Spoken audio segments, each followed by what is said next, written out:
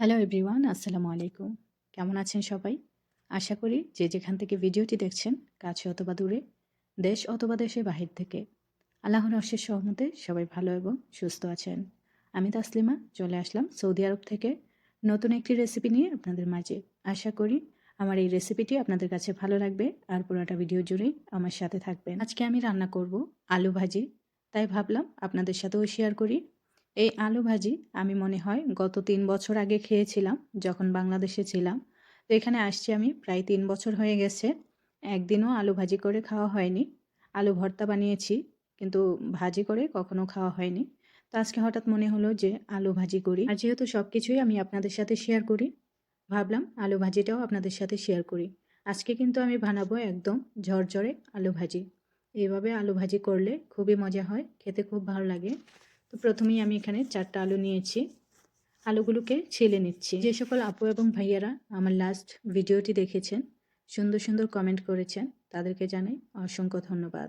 আশা করি এভাবেই ভালোবাসা দিয়ে সবসময় পাশে থাকবে। যারা যারা আমার চ্যানেলে নতুন, আমার এই ভিডিওটি প্রথম দেখছেন, তারা চাইলে চ্যানেলটিকে সাবস্ক্রাইব করে পাশে থাকা বেল বাটনটি বাজিয়ে দিতে পারেন।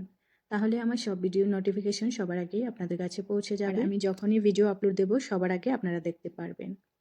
তো এখানে আমি আলুগুলোকে ছিলে নিয়েছি, এখন ভালো করে ধুয়ে নেব। আলুতে কিন্তু অনেক কষ থাকে, যেটা হচ্ছে পানিতে ভিজিয়ে না রাখলে কালো হয়ে যায়, এটা তো সবাই জানেন। তো এখন আমি আলুগুলোকে ধুয়ে নিয়েছি, এখন কুচি কুচি করে কেটে নেব। আমি একটু মোটা মোটা করেই আলুটা কাটবো, কারণ আমি ঝরঝরে ভাজি করব। আর চিকন করেও কিন্তু ঝরঝরা ভাজি করা যায়। আমার মা তো বটি দিয়ে একদম চিকন করে আলু কেটে ফেলতো, কিন্তু আমি বটি দিয়ে যদিও এত ভালো কাটতে পারি না, কাটতে পারি তবে এত ভালো পারি না। গ্রামে যারা থাকেন তারা কিন্তু অনেক সুন্দর করে বটি দিয়ে সব ধরনের কাজ করতে পারে। তো যেহেতু অনেক বছর ধরে দেশে থাকা হয় না, তো মাঝখানে গিয়েছিলাম দেশে, বটি দিয়ে তেমন একটা কাটতে পারি না। তো আবার যখন রেগুলার কাটা হবে, বাংলাদেশে থাকা হবে, তখন আবার শিখে যাব ইনশাল্লাহ। তো আলুগুলোকে আমি আস্তে আস্তে কেটে নিচ্ছি। আপনারা চাইলে এর থেকে আরও চিকন করেও নিতে পারেন। তো আমি চিকন করেই কেটেছি, কিন্তু হালকা মোটা আছে আর কি। তো আমি সবগুলো আলুকে কুচি করে কেটে নেব।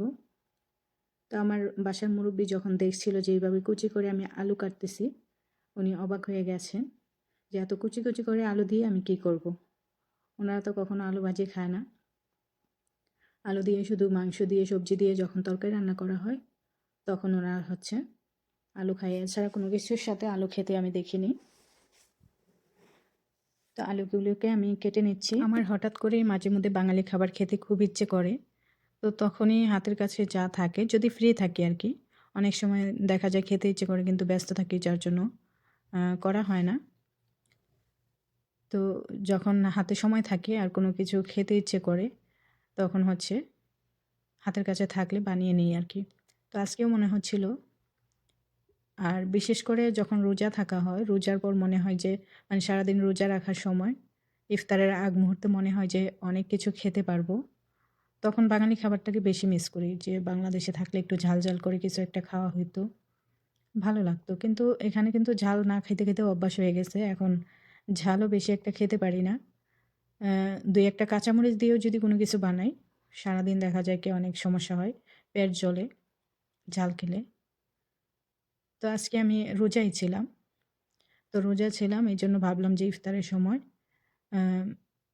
একটু রুটি দিয়ে আলু ভাজি ঝাল ঝাল করে বানিয়ে খাবো, ভালো লাগবে হয়তোবা। আর একটু বেশি করে ভাজি করতেছি যেন সেহরির সময় সাদা ভাত রান্না করব আমি। যত যাই খাই না কেন, আমাদের বাঙালি স্টাইলে যদি সাদা ভাত আর আলু ভাজি হয়, সাথে ডিম ভাজা, আলু ভর্তা, তাহলে কিন্তু অনেক মজা হয়। তো আমি এত কিছু করার সময় পাইনি, আমি শুধু আলু ভাজি করছিলাম। ইফতারের সময় একটু খাবো আর বাকিগুলো আমি রেখে দেবো সেহরির সময়। আমার জন্য শুধু অল্প একটু সাদা ভাত রান্না করব, সেহরির সময় খেয়ে নেব। তো আলুগুলোকে আমি কুচি কুচি করে কেটে নিয়েছি সবগুলো। এখন সবগুলো আলুকে আমি পানিতে ভালো করে ধুয়ে নেব। এই যে দেখেন এতটুকু চিকেন করেছি আমি, আপনারা চাইলে কিন্তু আরও চিকন করে আলুটাকে কাটতে পারেন।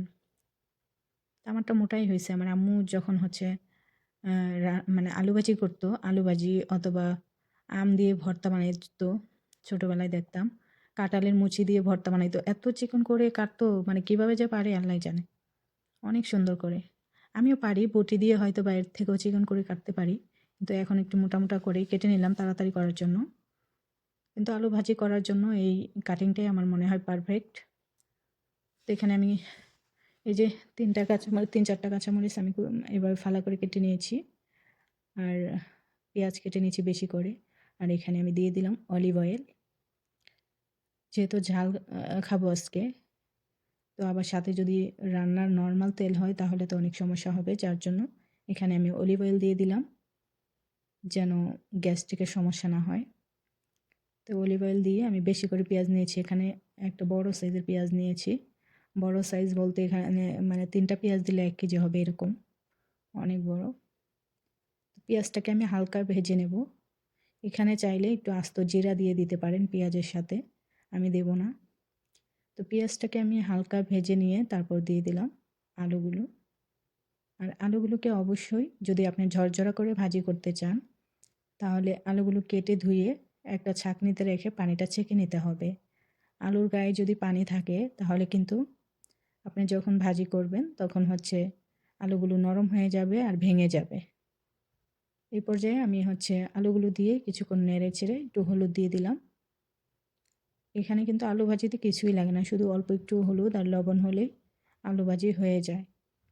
আমি একটু হলুদ দিয়ে এভাবে কিছুক্ষণ নেড়ে তারপর দিয়ে দিলাম কাঁচামরিচ। এই কয়টা কাঁচামরিচ দিছি, আপনারা যারা বাংলাদেশে আছেন তারা যদি আলু ভাজি করতেন আমার মনে হয় এখানে না হলেও 10 থেকে 15টা কাঁচামরিচ দিতেন অবশ্যই। আর বাংলাদেশের কাঁচামরিচ তো অনেক ঝাল, তো এই মরিচগুলো একটু ঝাল কম ছিল। তারপরে আমি এখানে 4টা কাঁচামরিচকে ফালা করে কেটে নিয়েছি। আর আলু ভাজি করার সময় যদি ঝরঝরা করতে চান তাহলে কিন্তু অবশ্যই চুলার আঁচটা বাড়িয়ে দিতে হবে আর নাড়তে হবে যেন নিচে লেগে না যায়। আর লবণটা সাথে সাথেই দেওয়া যাবে না, তাহলে লবণ থেকে পানি বের হয়ে আলুটা নরম হয়ে যাবে আর যখন নাড়াচাড়া করবেন ভেঙে যাবে। তাই লবণটা একটু পরে দিলেই হয়। তো আমি এই পর্যায়ে আলুটার ভেতরে লবণ দিয়ে দিয়েছি, আর দেখেন ভাজিটা একদম ঝরঝরা হয়েছে, সেদ্ধ হয়ে গেছে। তো চাইলে আরও কিছুক্ষণ ভেজে নেওয়া যাইতো, কিন্তু আমার হয়ে গেছে, আমি নামিয়ে নিচ্ছি। দেখেন একদম ঝরঝরা হয়েছে। আমার এই আজকের আলু ভাজি রেসিপি আপনাদের কাছে কেমন লাগলো অবশ্যই কমেন্ট করে জানাবেন। যারা যারা ধৈর্য সহকারে আমার ভিডিওটি শুরু থেকে শেষ পর্যন্ত দেখেছেন তাদেরকে জানাই অসংখ্য ধন্যবাদ। আর যারা ভিডিওটি দেখেছেন একটা লাইক দিতে ভুলে গেছেন তারা চাইলে এখনই একটা লাইক দিয়ে একটা কমেন্ট করে আপনাদের মতামত জানিয়ে দিতে পারেন আমার ভিডিওটি কেমন লাগলো। আর আপনারা কিভাবে আলু ভাজি করেন অবশ্যই কমেন্ট করে জানাতে পারেন, তাহলে পরবর্তীতে আপনাদের রেসিপিটা বানানোর ট্রাই করব। তো এই ছিল আমার আজকের ভিডিও। দেখা হবে বা কথা হবে পরবর্তী যে কোনো ভিডিওতে। ততক্ষণ পর্যন্ত সবাই ভালো থাকবেন, সুস্থ থাকবেন। আর যারা এখনও চ্যানেলটিকে সাবস্ক্রাইব করেননি চাইলে চ্যানেলটিকে সাবস্ক্রাইব করে পাশে থাকা বেল বাটনটি বাজিয়ে দিতে পারেন, তাহলে আমার সব ভিডিও নোটিফিকেশন সবার আগেই আপনাদের কাছে পৌঁছে যাবে। তো সবাই ভালো থাকবেন, সুস্থ থাকবেন। দেখা হবে পরবর্তী যে কোনো ভিডিওতে। আল্লাহ হাফেজ।